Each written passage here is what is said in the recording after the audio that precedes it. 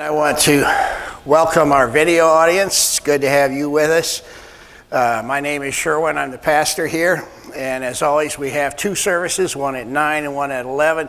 And if you want to support Laketon Bethel financially, you go to our website, laketonbethel.org, and just follow the links on there and you can figure it out.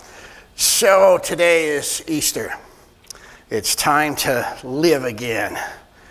And I have to admit that title comes from Shelley. That's not my own, but it's a very appropriate title. Now I want to ask you a question. Do any of you ever overreact to anything? A few of you do. Some of you are getting sore ribs right now. That does happen, doesn't it? Sometimes it happens with me. This first slide just kind of shows some of the emotion that comes from when you're in those times of overreacting. And one of the things that I overreacted to, or tend to really get upset about, is when the electricity goes out. I just can't stand it. Last place I lived, it would go out sometimes for a week at a time. And I came to Muskegon thinking that'll never happen. But it does. And so a few years ago, I got so sick of it and I overreacted so much that I bought one of those expensive Generacs. You know, the kind that come on when the power goes out. And I thought, this is going to be so cool. Because I have a home office, I don't have to interrupt. I don't have to come here, which I've had to do many times because seldom is the power off at my house and here at the same time. So I get this Generac, the power goes out, and I found out that the internet also goes out when the power goes out. So I still had to come in here to get my stuff done. Now that was probably an overreaction to get that Generac, spend all that money. It was really painful for this Hollander to do. But you know, it's got this meter on it that tells you how much it runs. And in the last 12 months, it has run 0 minutes. So maybe my buying a Generac is the reason we don't have power going out anymore. I think that was probably an overreaction. And we have those different times. It'd be so much nicer to just be on a peaceful trail. You know, to always be content and grateful. I always feel content and grateful when I'm on that trail just north of the Whitehall Library there. It does something to me. But you know, overreacting is something that all of us do from time to time. All of us. And we're just coming out of a pandemic. And I wonder how much of that we have overreacted to. You know, 2 years ago for Easter, we didn't have services. And I know this thing is serious. I have conducted funerals of people who've died from it. So it is a serious thing. I talked to other people who've had it, and they've just been mildly ill for a few days. But the thing is that maybe we took a pandemic and created some pandemonium over it with politics and all these other things. I mean, people went out and bought a year's supply of toilet paper, if you can imagine that. That is overreacting. And I noticed the other day I was in Menards and they have 2 aisles of toilet paper now. So they're ready for the next panic that comes along. Well, they're good and prepared for it. Now, sometimes when we get these crisis modes, we respond with what psychologists call anxiety and depression. I'm not going to use those words because I'm not a psychologist. But I know what happens to me when I overreact. I get uptight or I go down in a hole where you feel like you can't get out. The Rolling Stones have an excellent song called Down in a Hole, by the way. You can check that out later. It does describe how you feel sometimes. And that's normal. You're not supposed to feel good all the time. Sometimes you're going to be uptight and sometimes you're going to feel down in a hole. And that's what human beings go through, and that's okay. But maybe there's a better way. Maybe there's a way we can turn those down just a little bit. A way of being content and grateful. As Shelley said, it's time to live again. And God can give you a new heart to make that happen. So we're going to look at this book of Ezekiel today. It was written in the 500s BC. It's a long time ago. Iraq, which was then called Babylon, had invaded Jerusalem, had invaded Judah, Israel today, and took all of the upper class people, all the people who owned anything, as slaves. They shipped them off to Babylon, right there on the Euphrates River, and everything was taken away from them. Their life savings, their homes, everything was taken.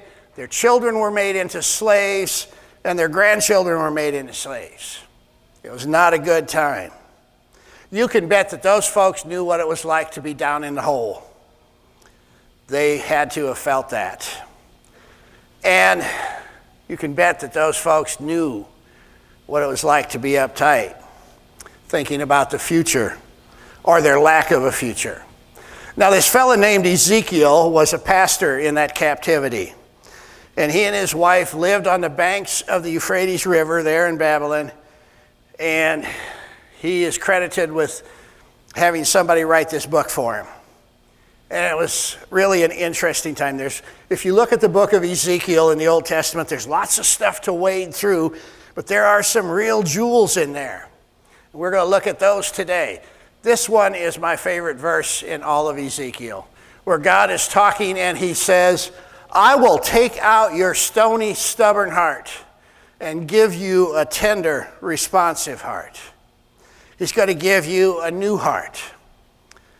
It's time to get rid of this being uptight or down in a hole all the time. It's time to switch to being content and grateful because the future's not over. And that's what he's trying to tell us here.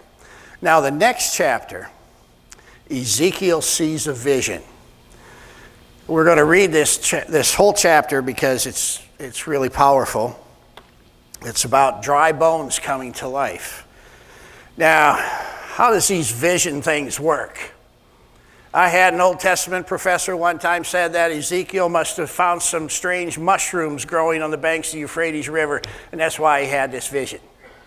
I don't know if that's true or not. Nobody does. But it's an interesting vision nonetheless. So listen for God to speak to you as we read this. This is from Ezekiel 37. The Lord took hold of me, and I was carried away by the Spirit of the Lord to a valley filled with bones. He led me all around among the bones that covered the valley floor. They were scattered everywhere across the ground and were completely dried out. Then he asked me, Son of man, can these bones become living again? O sovereign Lord, I replied, you alone know the answer to that. So you can picture that. It was an old battlefield with a lot of dead soldiers in it. All what was left of them was their bones. The passage goes on like this. Then he said to me, speak a prophetic message to these bones and say, dry bones, listen to the word of the Lord. This is what the sovereign Lord says. Look, I'm going to put breath into you and make you live again. I got to pause here just a moment because the word breath in Hebrew is ruach. Translated into Greek, the Greek version of the Old Testament, it was pneuma. Breath, ruach, and pneuma means spirit. It means wind. It means breath. It basically means any air that's moving, and it also means soul or spirit. And that's what the original readers of this would have seen. So I'm going to put breath into you and make you live again. I'll put flesh and muscles on you and cover you with skin. I will put breath into you and you will come to life. Then you will know that I am the Lord. So I spoke this message, just as he told me. Suddenly, as I spoke, there was a rattling noise all across the valley. The bones of each body came together and attached themselves as complete skeletons. Then as I watched, muscles and flesh formed over the bones. The skin formed to cover their bodies, but they still had no breath in them. And then he said to me, speak a prophetic message to the winds. Again, the ruach. Son of man, speak a prophetic message and say, this is what the sovereign Lord says. Come, O breath from the four winds. Breathe into these dead bodies so they may live again. So I spoke the message as he commanded me, and breath came into their bodies. They all came to life and stood up on their feet, a great army. Now, many years ago, in South Dakota, I was asked to do a chapel service from time to time at the local Christian school, Dakota Christian. And one day I decided I was going to use this passage. Now, if you've got 100 high school kids, there is no interest whatsoever in chapel, but it was required for them. And I was this young buck pastor who they thought could keep their attention, so they kept asking me to do it. So one day I came in there and I did this passage. I said, today we're going to act out this passage. Well, I have an education degree. I should know all this stuff. So I said, we're going to act this out. So I had 100 high school kids lay on the floor of this gym where the chapel service was held. I said, I want you all to pretend that you are the dry bones. And so they, all the giggling and carrying on and who they're going to lay next to and all that. They all went and laid on the floor, and I said, now start rattling. Well, that's where things kind of got out of control. But every one of those kids remembers this passage to this day, and so do I. It was an interesting time. Can these bones become people again? Can you stop being uptight? Can you stop being down in the hole? Can you start living again? Can you be content and grateful? Think of what Jesus did. He was crucified on our behalf. The church and the state got together and had a party, and they won. They got rid of Jesus, or so they thought. Can you imagine what his disciples were going through there? They had to be down in the hole. They had to certainly be uptight about the future. For all they knew, they were the next ones to be put on a cross. Then we read Matthew's account of this, which is the classic Easter story.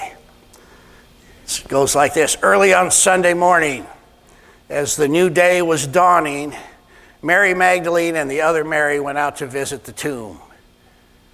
Suddenly there was a great earthquake, for the angel of the Lord came down from heaven, rolled aside the stone and sat on it. His face shone like lightning, and his clothing was white as snow. The guards shook with fear when they saw him, and they fell into a dead faint. Then the angel spoke to the woman. Don't be afraid, he said. I know you're looking for Jesus who was crucified. He isn't here. He's risen from the dead, just as he said would happen. Come see where his body was lying. And now, go quickly and tell his disciples that he is risen from the dead, and he's going ahead of you to Galilee. You will see him there. Remember what I have told you. See, that's where Christians all across the world today are proclaiming that he is risen, that he can change you. You don't have to be uptight and down in a hole all the time. You can be content and you can be grateful. It is time to live again. There is no need to worry about the future, no need to be uptight about it, no need to fear it or to be down in a hole when you're thinking about it. Jesus, before he died, said this, don't let your hearts be troubled. Trust in God and trust also in me. There's more than enough room in my Father's home. If this were not so, would I have told you that I'm going to prepare a place for you? When everything is ready, I will come and get you, so that you will always be with me where I am. See, so the worst thing that can happen is we're going to end up in heaven. Now, that can't be so bad. In fact, the next life will be better, because Jesus says right here, he's preparing a place for you. The whole thing is designed for you. And that's what you have to look forward to. That the creator of the universe is designing a place far better than this earth for you. And he's coming to get you. Probably many years from now, probably today, we don't know. But he's coming for us. And if we trust him like we know we should, we'll become grateful optimists, all of us. See, a new heart is not uptight or down in a hole. A new heart is content and grateful. It is time to live again. He can make dry bones breathe. He can make dry bones live. He rose from the dead, and he promises to take you with him when this is over. So there's absolutely no reason to be uptight or down in the hole, but you do have reason to be content and grateful. Here's the reality about this message, is that there's a lower percentage of people hearing it today than any other time in the last 300 years of American history. Lower percentage of people in worship services than any time in the last 300 years.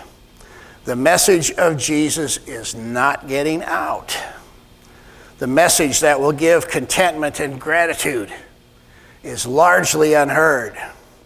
So what this says to me is I need to get my act together. And so do you.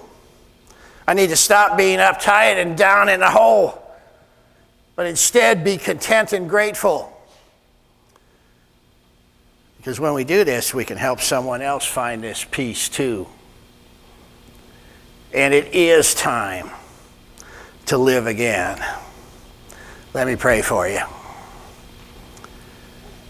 Lord, we know you want us to live again. We know that you've got a place prepared for us.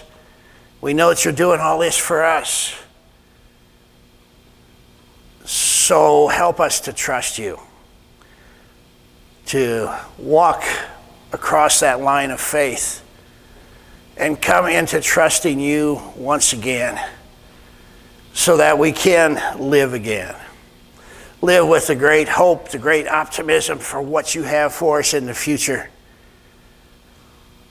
So my prayer is for everyone in this room, everyone listening to my voice today, that your faith will be regenerated, just like the story of the dry bones, that you'll be made new, and that this year and in years to come, you will find the peace and contentment that God has planned for you. Amen. And as always, to the video audience, thanks for listening.